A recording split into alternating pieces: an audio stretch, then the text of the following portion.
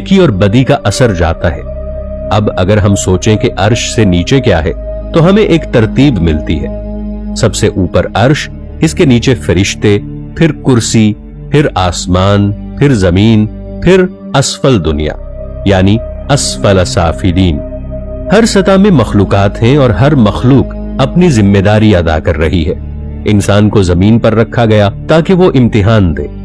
फरिश्ते आसमानों में तस्बीहात कर रहे हैं, जिन्नात जमीन के करीब दुनिया में बसते हैं और अर्श के फरिश्ते हुक्म बजा लाते हैं। कुछ उलमा का यह कहना है कि अर्श और कुर्सी महज मादी चीजें नहीं बल्कि ताकत और इल्म की अलामत है।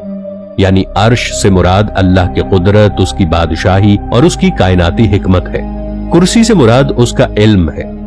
जैसा कि हदीस मुबारका में आता है कि अल्लाह का इल्म आसमानों जमीन को घेरे हुए है। अगर हम इसे अलामती तौर पर समझें तो अर्श से नीचे का मतलब होगा वो तमाम दुनियाएं जो अल्लाह के इल्म और कुदरत के तहत चल रही हैं। कुरान में एक और जगह आता है, अभी हम उन्हें आसमानों जमीन की वसअतों में और खुद उनकी जातों में अपनी निशानियां दिखाएंगे, यहां तक कि उनके लिए बिल्कुल वाज़े हो जाएगा कि बेशक वही हक है। और क्या तुम्हारे रब का हर चीज पर गवाह होना काफी नहीं? यानी हम उन्हें अपनी निशानियां आफाक में भी दिखाएंगे और उनके अपने नफ्सों में भी। ये आयत इस तरफ इशारा करती है कि अर्श से नीचे की दुनिया में अल्लाह की निशानियां फैली हुई हैं, यानी आसमानों में, जमीन पर, समुंदरों में, हत्ता कि हमारे अपने वजूद के अंदर भी। कायनात एक जिस्म की तरह है। इसका दिल अर्श है, इसका दिमाग कुर्सी, इसके आज़ा जमीन और आसमान है। ये सब एक निजाम में जुड़े हुए हैं।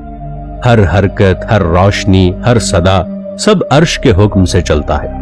अल्लाह की जात इस सब से बालातर है, मगर उसका हुक्म हर जगह जारी है। अब अगर हम तसव्वुर करें तो अर्श के नीचे एक ऐसी दुनिया है जिसे न हम देख सकते हैं न छू सकते हैं। वो आलमे मलाकूत है जहां नूरानी मखलूकात रहती हैं। इसके नीचे आलमुल जिन्न है जहां वो मखलूकात आबाद हैं जो इंसानों से पहले पैदा की गई। फिर आलमुल इंसान है जहां हम रहते हैं। फिर आलमुल ज़ुलुमात है, जहन्नम या वो नीचे की दुनिया जहां रोशनी नहीं पहुंचती। यूं अगर देखा जाए तो अर्श से नीचे तक कई तबकात बनते हैं। हर एक में अल्लाह की कुदरत का एक नया जलवा है। एक रिवायत में आता है कि जब अल्लाह ने अर्श को पैदा किया तो वो बादल की तरह हिल रहा था। अल्लाह ने फरमाया ठहर जा, और वो फौरन हुक्म के ताबे हो गया। इससे अंदाजा होता है कि अर्श भी एक मखलूक है और हर मखलूक अल्लाह के हुक्म से कायम है। बाज़ उलमा ने लिखा है कि अर्श के नीचे के फरिश्ते अर्श